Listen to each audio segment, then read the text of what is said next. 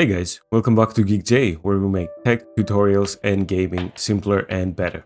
For this video, we're going to check out most of the options of OptiScaler as suggested by Ty Tyson. So basically, he's asking if I could make a video explaining all the settings in the OptiScaler program so we can understand if there are any settings that could improve the gaming experience. And they also asked about comparison with lossless scaling. But here's the thing. OptiScaler injects itself into the game's Upscaler binaries and works at the engine API level, while lossless scaling is more of an overlay that runs on top. And it's not a fair fight, so we're focusing purely on OptiScaler today. So now let's dig into every single setting.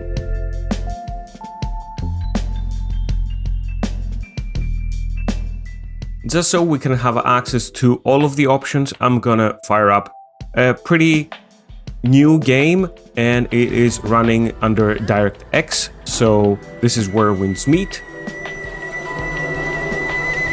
And we're gonna load into the game's world, and I'm gonna press the insert button so we can have the OptiScaler menu pop up.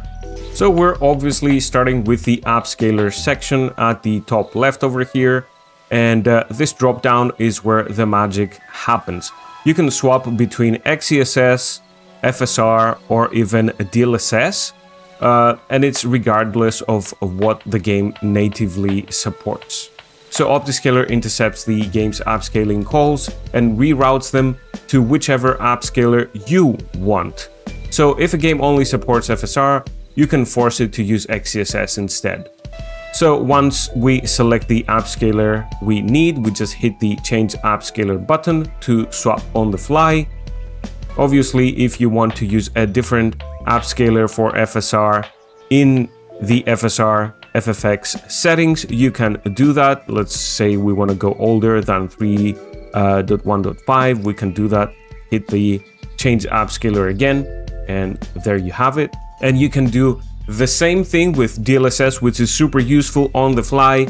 You can change the DLSS presets, and that's very useful because before you had to restart your whole game if you wanted to use preset M, preset L, even for the 4.5 version. But through OptiScaler, if you did that through OptiScaler, it would be extremely fast.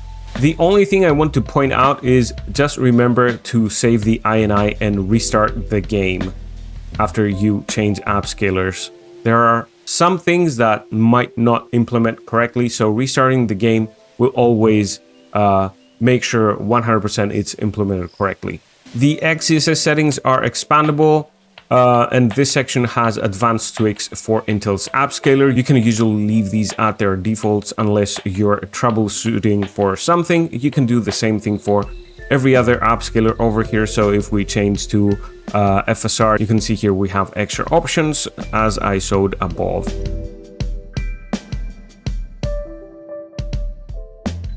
So now the frame generation section, this is where you unlock those buttery smooth frames. FG source tells OptiScaler where to get data for generating frames.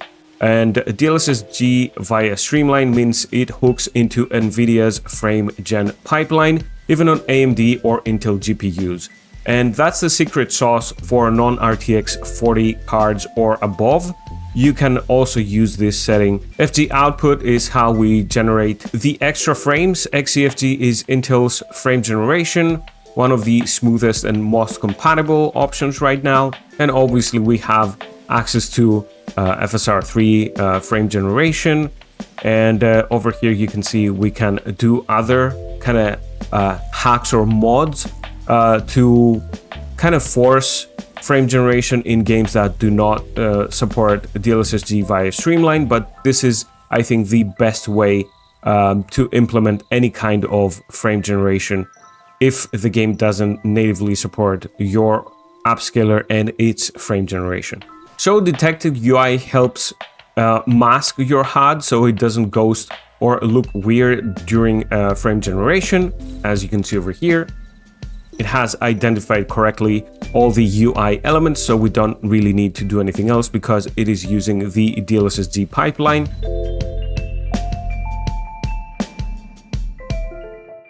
We do have some advanced frame generation settings, but if you're not troubleshooting, I don't think you're going to be messing with these.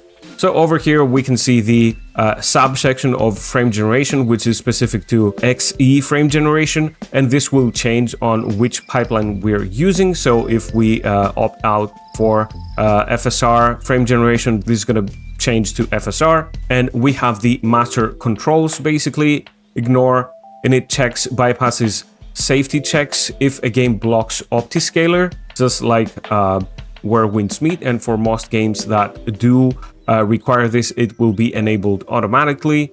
Active is the master switch, so if this is off, you're not getting any frame generation. Debug view shows pink lines to confirm XE frame generation is working, and it's great for troubleshooting, but turn it off for regular gaming. So as you can see, we have some pink lines. Force Borderless makes the game run in borderless windowed mode. XE frames generation works best like this. So if you're getting crashes in full screen, try enabling it if the game doesn't support any options in its menu to switch to windowed borderless. The Streamline frame generation stage shows whether hooks are active. So green means you're good to go. If it's, I think, orange, there probably is the need to restart. And if it's red, it means it's just straight up not working.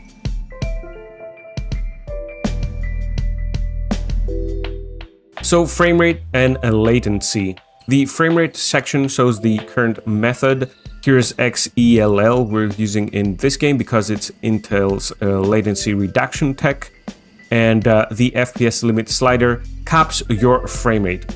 And if you're asking why, it's to stay inside your VRR range, and it reduces the power draw, or it can improve frame pacing. And usually you set this to 3 to 5 frames below your monitor's refresh rate, especially if you're using FreeSync or G-Sync technologies. So VRR frame cap calculator is a built-in tool that calculates the ideal cap using the formula NVIDIA's Reflex uses. So for 144 Hz, that's around 138 FPS, for example. And it also allows us to just set as FPS limit, and it will directly do that over here. Let's click apply limit. Make sure you click apply limit, otherwise this is not going to work.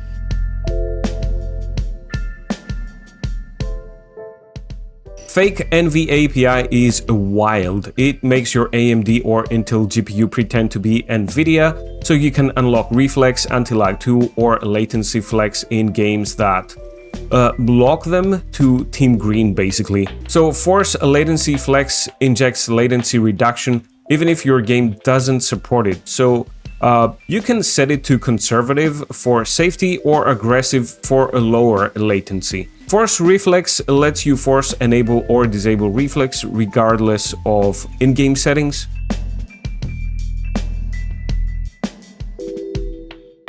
Now over to the right panel, the Sharpness section is crucial for image quality, especially if a game has a sharpness, let's say filter or implementation that is pretty bad or isn't implemented correctly by the developers. Override lets OptiScaler control the sharpness instead of the game. Now the sharpness slider goes from 0 to 1, and most Upscalers produce softer images, so bumping this to 0.3 or 0.5 brings back some crispness. Now the cool thing here is you can enable the RCAS, and it activates the robust contrast adaptive sharpening. Whew, that was a mouthful.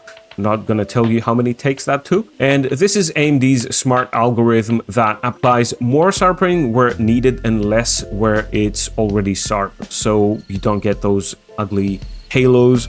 But mind you, if you overdo it on the sharpness amount you apply, halos are going to be inevitable if you just go ham with it, like if you max it out all the time. Contrast enabled adds an extra pop to the image. Usually leave the slider at 0 or keep this disabled as it is by default unless things look kind of washed out. So motion adaptive sharpness is more of a troubleshooting thing. If you get weirdness when you're moving your camera, you can mess around with these settings, but we're not going to go that deep into the settings in this particular video.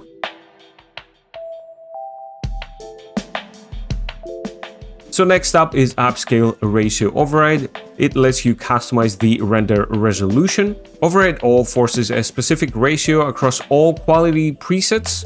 Override per quality preset lets you dial in custom ratios for each mode individually. So basically, if you want ultra quality at 85% and performance at 40%, you can basically do that.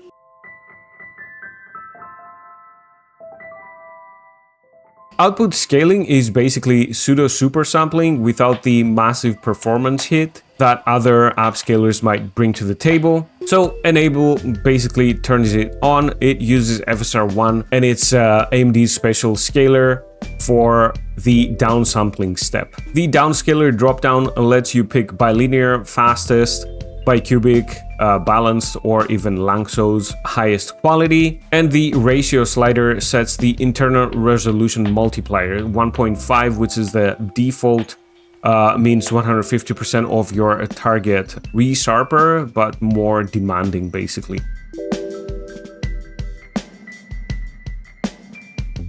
Init flags affect how the upscaler initializes. So auto exposure tells the Upscaler to analyze scene brightness basically, and it does that automatically.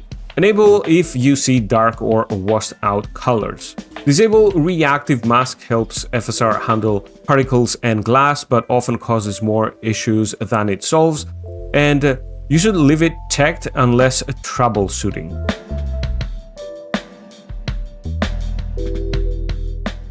Now, a lot of these are really meant for troubleshooting, so we're not gonna go over these, but FPS Overlay shows real-time metrics in the corner, frames per second, frame time, GPU usage, VRAM, and we can press page up, which is the default key to cycle overlay modes, and page down to change what's displayed. And it's super useful for confirming your tweaks are actually working. So basically, if we enable this, we can say where we want it. Instead of top left, let's do bottom right.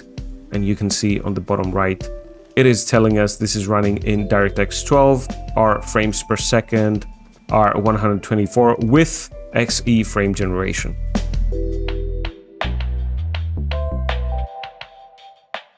So let me quickly run through the remaining sections. VSync settings forces VSync on or off regardless of in-game options. Mipmap bias controls texture sharpness. Negative means sharper textures, positive means blurrier basically. Adjust if textures look soft after upscaling. Anisotropic filtering forces higher anisotropic filtering levels for sharper distant textures. Crank it up to 16, barely any performance cost. It's basically a free upgrade. Keybinds lets you customize the hotkeys. Default is insert to open the menu. Now, logging is for bug reports, creates log files the devs can use. The bottom status bar shows your frame time graph, current resolution, and upscaler processing time. And basically, that's every major OptiScaler setting explained.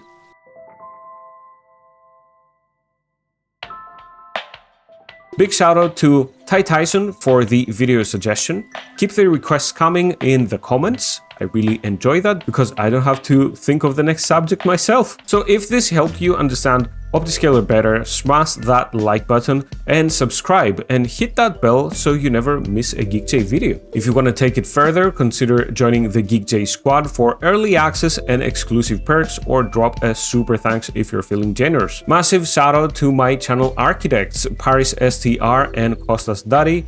You're legends. Just gonna keep on saying it. Drop your best OptiScaler settings in the comments. I read every single one of them, and I'm gonna see you in the next one, guys. Bye-bye. Bye. Bye.